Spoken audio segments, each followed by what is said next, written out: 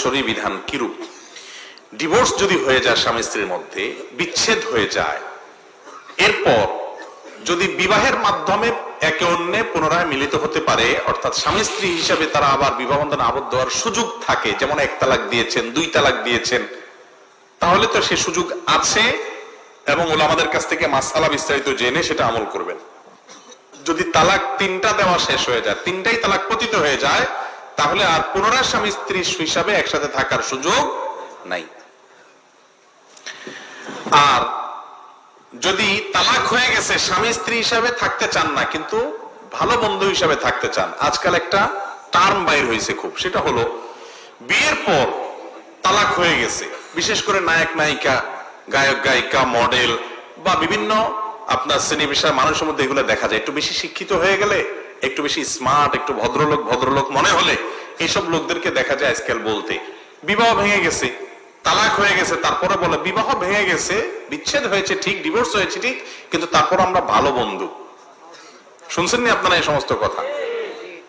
আমাদের মধ্যে এখনো সুসম্পর্ক বজায় আছে, অনেক সময় একই ছাদের নিচে থাকে, অর্থাৎ একই বাসায় থাকে এবং যোগাযোগ রাখে।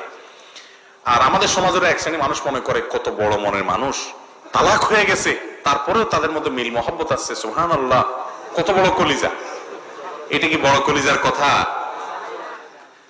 তালাক হয়ে যাওয়ার পর অন্য একজন অপরিচিত নারী, তিনি যেরকম আপনার গায়ের মাহরাম, তার সাথে আপনার যেরকম পর্দা করা ফরজ, তার সাথে যেরকম আপনার একান্ত বাধ্য না হলে, নিরুপায় না হলে, প্রয়োজন না হলে যোগাযোগ করা জায়েজ নাই, আপনার তালাক প্রাপ্তা স্ত্রীর সাথে আপনার এরকম কোনো যোগাযোগ রাখা জায়েজ নাই।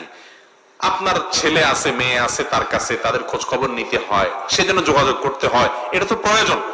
কিন্তু খাজুরিয়া আলাপ করবেন, তথাকথিত ভালো বন্ধু সাজবেন এবং সুসম্পর্ক বজায় রাখার জন্য ইটিস পিটিস করবেন, বিবাহের পর যদি বিচ্ছেদ হয়ে যায় এরপরে সেটা করা জায়েজ নাই।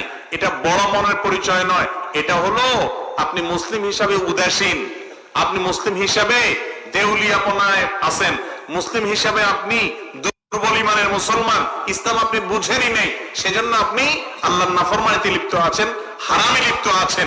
বিবাহ হওয়ার আগে তার সাথে সম্পর্ক যেরকম রাখা আপনার হারাম ছিল, রিলেশন করা যেরকম হারাম ছিল, তথাকথিত বন্ধুতার নামে অপ্রয়োজনীয় আলাপ সালাপ যেরকম হারাম ছিল, বিবাহের পরে বিচ্ছেদ হয়ে গেলে সেটাও কি একই রকম হারাম।